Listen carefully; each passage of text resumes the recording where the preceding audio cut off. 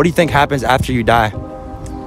That's a good question. What I think happens after you die? Yeah. Honestly, I don't even know. What if I told you there was a way to be sure of where you're going after you die? And so what are you about to say that way is? That way is through Jesus Christ. Have you heard of Jesus Christ dying on the cross? Yeah. What do you think about that? I just choose to stay away from it. Have you ever heard of Jesus dying on the cross? Yeah, like I said, I grew up Catholic, so. Yeah, so so you grew up Catholic, so dude. Oh, this is crazy. Spiritual warfare is crazy. Yeah, for sure, man. So what's your name for the interview? Seth. All right, cool, man. So the question of the day is, what do you think happens after you die? I mean, I think I'm reincarnation fan. Like, I think that happens because that seems like the least boring thing, you know? I could be like a bird. That'd be pretty sick. Yeah, that would be pretty sick. Okay, so like, do you think there was a creator of this universe? Like how like the day is divided from night. You and me, we're talking right now. There's puppies, birds, everything. Like, was this an accident or was there a divine intervention that started this universe?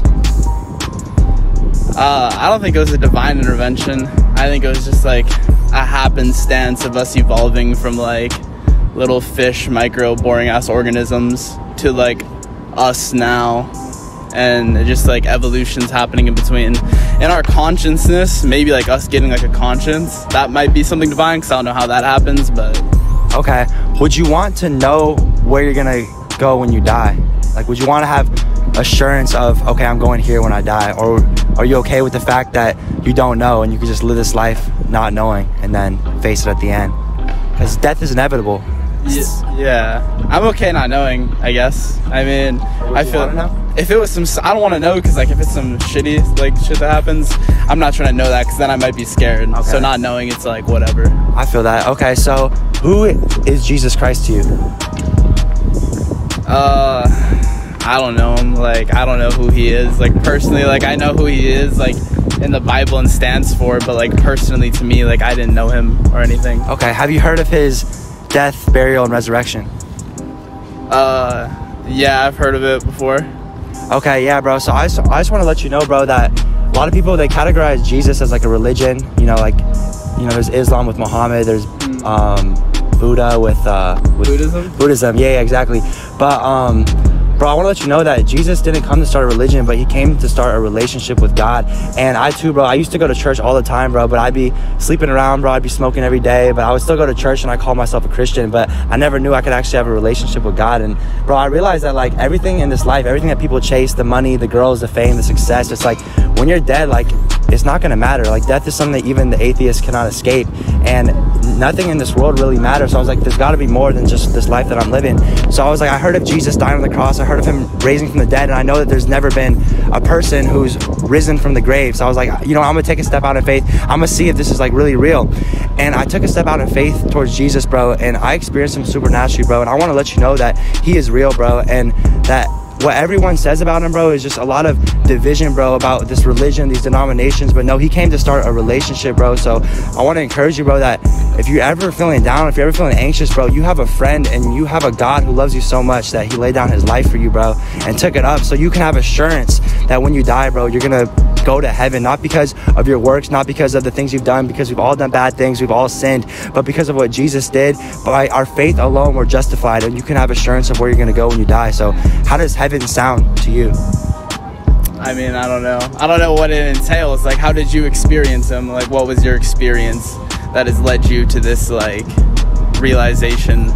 Yeah, bro. So basically, like, I had that realization that, like, my life was just not really going anywhere. You know, everything that I was doing was just leading me to a dead end. And I took that step out in faith towards Jesus, man, and I encountered him so evidently, man. I started reading his word, and there was one time I was at this event with like these revivalists, and they were just praying for people, and they prayed for me. And this was the first time I never really knew about the power of God. I was like already stopping like the sins, and obviously I still sin every day, but like stopping that habitual lifestyle of sin. And so I went to like this event, and they prayed for me. And like I said, I didn't know anything about the power of God, but they prayed for me, bro, and I felt the power of God so strongly, bro, that it knocked me off my feet, bro. And I had never experienced something like this in my life, and I just got encountered with so much love and so much peace and so much freedom and so much joy. And from that moment, bro, God just been filling me with his Holy Spirit, man. And the Holy Spirit is God's helper. Jesus promised when he died and rose again, ascended to heaven, that he would send the Holy Spirit. And the Holy Spirit is our helper, that we can walk in this life with the Holy Spirit as a friend. And the Holy Spirit has power. The Holy Spirit is supernatural, and he can pour that Spirit out into you. It's God's Spirit. So I experienced his Spirit, bro, and now I walk with him every single day. And it's not a religion, bro. Like, I'm filled with so much power, so much freedom, bro, so much glory, and he's just walking with me wherever I go. And I look at God as I do my dad. I don't look at this as a religion or what the world says about Jesus or this and that. No, I have a relationship with God, bro, and I walk with the Spirit, and that's how I experience him supernaturally, bro, and you could experience him too. That's good, man. I'm glad. That sounds good for you. Happy for you. Yeah, but I want to let you know, Seth, like, if you're ever feeling down, if you're ever feeling anxious, if you're ever feeling hopeless, bro, because, like, let me ask you a question real quick. Like, what do you think your meaning is? Why do you wake up every morning? What is your purpose here on earth? I think it's just to live. Like, I think our purpose is to live. I think trying to fill yourself with some grand purpose is like a mechanism some people do because of the fear of not knowing, just like we don't know with death. But I think just being alive and like just living your life however you want, really, like, I don't think there's a meaning exactly. I think that's a hard thing to grapple with, but like, I don't think there is exactly a meaning. Isn't that kind of like depressing though? Like, you wake up every single day, it's like, oh, why am I here? I gotta go to school, I gotta do this, I gotta go through the system, and then just die, and then nothing happens. Like, isn't that like, wouldn't you want like a hope that you could have assurance of why you're here, and that you weren't just some random mistake, that nothing exploded and, you know, now you're here? Yeah, I think that's like the hard thing though. Like, you have to find that assurance in yourself, because like you could easily be depressed by that fact, right? Totally. But by looking at it and being like, oh, rather than like I'm going through this system and I'm depressed, I'm here, like, how thankful am I that like I can wake up, drink this water, and like sit and like learn from these people in these classes, you know? You don't have to be like, oh, it's depressing that there's no meaning. Like, and that's why it's a hard thing to deal with. And like, you have to try and find that meaning in yourself, I think, because that's like, you learn so much about yourself and you become okay with that when you can find meaning in life, just like yourself, and you don't have to search externally for that meaning. Okay, yeah, bro, I hear what you're saying. But yeah, I mean, last thing I just want to let you know with and just encourage you with, bro, is like, if you're ever feeling down, bro, I'm not asking you to accept Jesus today, you know what I mean? But if you're ever feeling down, if you're ever feeling anxious, or you're just like really just sitting in your room, maybe at, you know, 2 in the morning, you're in your room and you're just like, why am I here?